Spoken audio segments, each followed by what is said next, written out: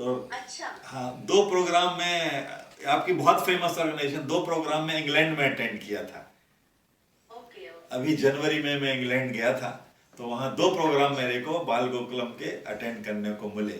तो इस नाम से मैं परिचित हूँ। तो जब हम उन्होंने बताया कि आपको थोड़ा कुछ कर सकते हैं, तो मेरे लिए बड़ी खुशी की बात है। मैं इसको अवश्य करूँगा। और मैं जो है, जो भी मेरा थोड़ा बहुत है, मेरे लिए डिफ़िकल्ट था कि इन बच्चों की थोड़ी लैंग्वेज में ज़रूर मेरे को थोड़ा सा, क्योंकि जो उनके समझ में आए वही लैंग्वेज अपन को बोलना है। तो इसलिए थोड़ा सा हो सकता है कि आपको उतना ना समझ में आए। फिर भी मैं आपको पूरी कोशिश करूंगा कि आपको जो गीता का सार है सही शब्दों में और मतलब समझने वाली भाषा में आपको दे सकूं। तो पहले पहले आप लोगों को बहुत बहुत धन्यवाद बाल गोकुलम को, कि हमको ये मौका देने के लिए। और मैं तो कभी सोचा भी नहीं था कि इंग्लैंड में जाने के बाद कि मेरे को फिर भी बाल गोकुलम में कोई मौका मिलेगा। तो लेकिन मेरे को मौका मिला, तो मैं बहुत प्रसन्न हूँ। तो अब मैं अपना सेशन शुरू करता हूँ। बच्चे सब ठीक है? Raghu, Aryan, all are good, fine, सब ठीक है? हाँ। हम आपसे बीच बीच में कुछ पूछेंगे अभी, तो आप जवाब दे देना, ठीक है बच्चों? Okay, fine. सबसे पहले बताएं कि गीता क्या है। गीता एक हमारी धार्मिक पुस्तक है, रिलीजियस ग्रंथ, धार्मिक ग्रंथ है। ये हमको क्या सिखाती है? जीवन जीने की कला। जीवन तो हर आदमी जीता है, जीवन तो हर एक जीता है, लेकिन कुछ लोग अच्छे से जीते हैं और कुछ लोग अच्छे से नहीं जीते हैं। तो ये हमको जीवन जीने की कला सिखाती है। और इसमें ये पूरा ज्ञान का भंडार है। गीता में पूरा ज्ञान ही ज्ञान है।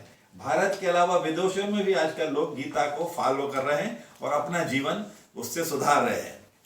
अब आप लोगों को पता है, बच्चों को ही बता सकता है, इसके राइटर कौन थे गीता के? Can anybody tell? पढ़न व्यासा। व्यासा। गीता के रहता व्यास, बहुत सही बताया। गीता के वेद व्यास थे, जिसको आप व्यास भी बोल सकते हैं। तो अब इसकी गीता की जरूरत क्यों पड़ी, गीता क्यों बनाई गई? तो क्या हुआ था कि महाभारत की लड़ाई चल रही थी। एक तरफ कौरवों की सेना थी, एक तरफ पांडवों की सेना थी। कौरवों और पांडवों की सेना आमने सामने थी, डटी हुई थी, है ना। और लड़ाई के मैदान में अर्जुन थे। अर्जुन जो है, अर्जुन का रथ चला रहे थे। कौन चला रहे थे अर्जुन का रथ? Can anybody tell? Krishna. Very good, very good बच्चे, तो आप तो हमसे भी ज्यादा नॉलेजफुल हो, है ना। तो कृष्णा चला रहे थे। तो उन्होंने, अर्जुन ने देखा कि ये तो सब लड़ाई में सब हमारे रिश्तेदार हैं, सब भाई बहन है, दोस्त हैं, तो इनसे कैसे लड़ूंगा मैं? तो श्री कृष्ण बड़े असमंजस में पड़ गए कि हम लड़ाई में लड़ने के लिए आए हैं, और ये अर्जुन जो है, वीर अर्जुन जिनको हम कहते हैं, और ये लड़ाई नहीं करना चाहते हैं। तब उन्होंने समझाया कि भाई आपका कर्म है, आपको अपना काम करना है, आपको अपने कर्म तो करना ही है, रिश्तेदार है तो युद्ध, तब भी युद्ध करना है।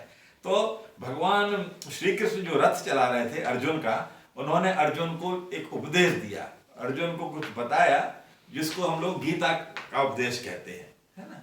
गीता के उपदेश में कुछ कुछ सार जो है आप लोगों को बताऊंगा। सबसे पहले हमको चाहिए, काय पर नियंत्रण करना चाहिए? गुस्से पर नियंत्रण। ऐसा कोई है बच्चा जो गुस्सा न करता हो? एनीबॉडी? कोई बोलता कि मेरे को गुस्सा नहीं आता है? कोई? रघु, गुस्सा करते हो? आर्यन, आता है गुस्सा? हाँ या ना बोलो। नहीं आता गुस्सा? गुस्सा जरूर आता होगा जब भी। अरे नहीं आता, वेरी गुड, वेरी गुड। कौन बोला है? आपका नाम क्या बच्चे?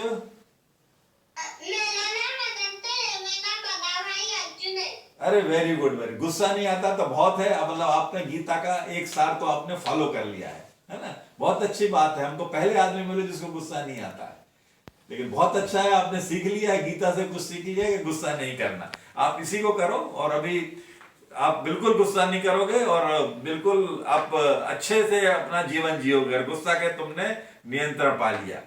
तो गुस्सा करने से क्या नुकसान होता है? गुस्सा करने से होता है कि हमारा काम बिगड़ जाता है।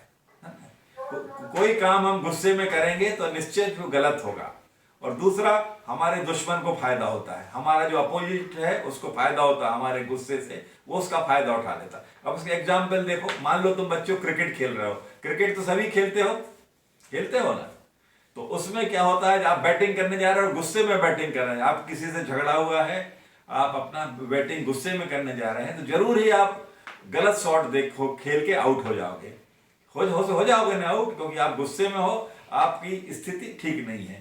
तो आपको गुस्से पे नियंत्रण रखना चाहिए, और गुस्सा नहीं करेंगे तो आपका काम अच्छे से बनेगा। ये आप लोग नोट करके लिख दीजिए, गुस्से पे नियंत्रण से काम अच्छा होता है, काम बिगड़ता नहीं है।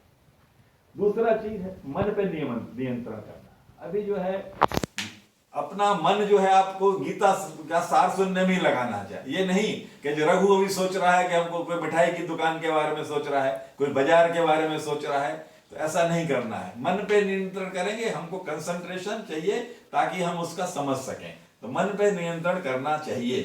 अगर मन को काबू नहीं करेंगे तो क्या होगा, हम सोच नहीं पाएंगे। बैठे तो हम गीता सार में हैं और सोच रहे हैं क्रिकेट के बारे में, तो ये तो गलत है ना। जब मन पे नियंत्रण करेंगे तभी तो हमारा कंसंट्रेशन आएगा, है ना। दूसरा चीज है अज्ञान और ज्ञान, दो चीज होती हैं, समझते हो ना, ज्ञान क्या है और अज्ञान क्या है। ज्ञान क्या है बताओ? ज्ञान है नॉलेज, है ना। तो नॉलेज क्या है कि हमको जो है अज्ञान से दूर रहना है कि ज्ञान से दूर रहना है, बताओ? अज्ञान से दूर रहना है हमको, ज्ञान प्राप्त करना है, अज्ञान से दूर। अज्ञान के क्या है, मतलब जो गलत बातें हैं, अज्ञान जो है उसको बिल्कुल दूर रहता है, और हमेशा हमें नॉलेज से ही साथ रहना, ऑलवेज बी विथ नॉलेज और नॉट विथ बैड नॉलेज। अच्छा ज्ञान है, अच्छे ज्ञान से हमको बहुत लाभ होगा, और आप देख रहे हो कितने लोग अपने ज्ञान के कारण, कितने लोग आप आगे बढ़ते चले जा रहे हैं ये ज्ञान के कारण। और जो लोग अज्ञानी होते हैं तो आप उनका भी देख रहे हो, अज्ञान गलत आदतों में फंस जाते हैं, गलत संगत में फंस जाते हैं। तीसरा, अगर हमसे कोई गलती हो गई है तो हमको उसकी हार नहीं मानना है। हमेशा हमें, अगर हार भी गए हैं तो उसको कभी हमको नहीं है। और ये आप ध्यान रख लीजिए कि हार के बाद ही जीत आती है, कोई जीत पहले नहीं आती है। अब देखो विराट कोहली कितने बार 0 पे आउट हुआ, तब तो रन बनाना उसने शुरू किया, है ना। अब्दुल कलाम आजाद ने कितना संघर्ष किया, तब तो वो उन्होंने इतना बड़े वैज्ञानिक बड़े। तो बिना हार के जीत नहीं मिलेगी, आप ये सोच लीजिए। और हार पर कभी भी निराश नहीं होना चाहिए, है ना। इसलिए अगर हम अच्छा सोचेंगे तो हम अच्छा काम करेंगे, ये भी आपने चाहिए। बुरा सोचेंगे तो हम बुरा काम करेंगे। हमेशा क्या सोचिए कि अच्छा है बुरा, बताओ बच्चों, अच्छा सोचना है बुरा सोचना है? अच्छा। और ज्ञान प्राप्त करना है, ज्ञान चाहिए कि अज्ञान? ज्ञान। Very good. आप तो बिल्कुल ज्यादा समझदार है, बहुत, जो हम जिंदगी में नहीं समझ पाए आप जल्दी समझ जा रहे हैं, बहुत चीजें आपस में समझ रहे हैं, है ना। और दूसरा ये अज्ञान है अगर हमारे पास में, तो अज्ञान को हमको छोड़ना है, उसको त्यागना है, उसको बाहर निकाल देना है। उदाहरणार्थ, लड़ाई करना अच्छी बात है क्या? नहीं है, अच्छी बात नहीं है लड़ाई करना। इसको हमको छोड़ना है, इसको त्यागना है, इससे हमको दूर रहना है। और हम दूसरा हमको कहना चाहिए, सेल्फिश नहीं होना चाहिए। हमेशा अपने आप सेल्फिश समझते ना कि केवल अपना ही फायदा, दूसरे का नुकसान। ये गीता बताती है कि इसको नहीं होना, सेल्फलेस होना चाहिए, not selfish, it should be selfless, है। और हमें क्या करना चाहिए? दूसरों की सहायता। अगर किसी को कोई चीज की आवश्यकता है, किसी की कोई मदद की जरूरत है, अवश्य हम उसको मदद करें। ये आप देख लीजिए, मदद करने वाले को जो है बहुत बहुत आपको आशीष मिलता है, भगवान भी उनको आशीष देते हैं, मदद करने वाले। इसलिए हमेशा दूसरों की, जरूरतमंदों की मदद हमको करना है। ये आप लोग नोट करके लिख दीजिए कि हमेशा मदद करने के लिए आगे बढ़िए। अब दो चीज होती हैं, एक सच और झूठ। तो हमें किसका साथ देना है? झूठ का कि सच का? सच का। बहुत बढ़िया, सच का साथ देना है और हमेशा सच पे ही चलना है। झूठ का है, झूठ में 1-2 बार तो आप कोई फायदा उठा सकते हैं झूठ बोल के, लेकिन लॉन्ग रन में जीत किसकी होती है? सच की। सत्य की। तो हमेशा हमको सच का ही साथ देना है। और दूसरा, लग्जरी होती है, माया है, धन है, फैसिलिटीज है दुनिया भर की, उनसे दूर रहो। जो ईश्वर ने दिया है उसी पे संतोष करो, उसी में खुश रहो। ये नहीं कि आज हमारे पास एक ये वाली कार होना चाहिए, ये वाला वो स्कूटर होना चाहिए, ये नहीं। जो आपने भगवान में दिया है उसी में आप संतुष्ट रहिए। आप संतुष्ट रहेंगे तो आप खुश रहेंगे, और असंतुष्ट लोग कभी भी खुश नहीं रह सकते हैं, है ना। और अब दो चीजें हैं, अच्छा और बुरा में, तो आप चुनेंगे हमेशा अच्छे को। और हमेशा अगर आप किसी तकलीफ में पड़ जाते हैं, यहाँ लगता है कि आपको कोई सहायता करने वाला नहीं है, तब आप ध्यान रखिए कोई एक तीसरी शक्ति भगवान के रूप में आएगी और आपको सहायता करेगी, और आप उस कठिनाई से निकल जाओगे। ये आप अपने पुराने एक्सपीरियंस से भी देख सकते हो। जब कोई साथ नहीं देता तब ईश्वर आता है, ईश्वर साथ देता है, और ईश्वर ही हम सबको सहायता करता है। और अंत में एक इसका एक श्लोक है जो मैं आपको पढ़ना चाहूँगा। गीता का श्लोक है, आप सभी जानते हैं, बहुत ही एक इम्पॉर्टेंट श्लोक है। और यदा यदा ही धर्मस्य ग्लानिर्भवति भारत अभ्युत्थानमधर्मस्य तदात्मानं सृजाम्यहम्।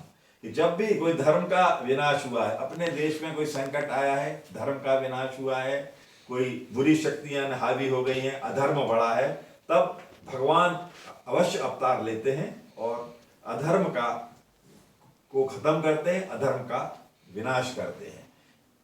तो बच्चों, ये मैंने संक्षेप में आप लोगों को जो गीता का सार बताया है, इसे आप लोग अपने जीवन में उतारने की कोशिश करिए। क्या सीखा एक एक करके बताएंगे। रहु, क्या करोगे आज से? तो क्या करोगे?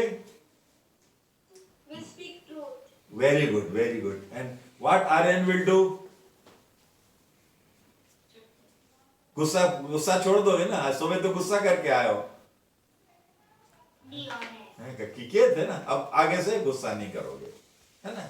और सभी लोगों के लिए हमेशा भगवान पे विश्वास करो, भगवान तुम्हारे हमेशा साथ है, और हमेशा खुश रहो, दूसरों की मदद करो, माया धन से दूरी बना के रखो, यही सब है।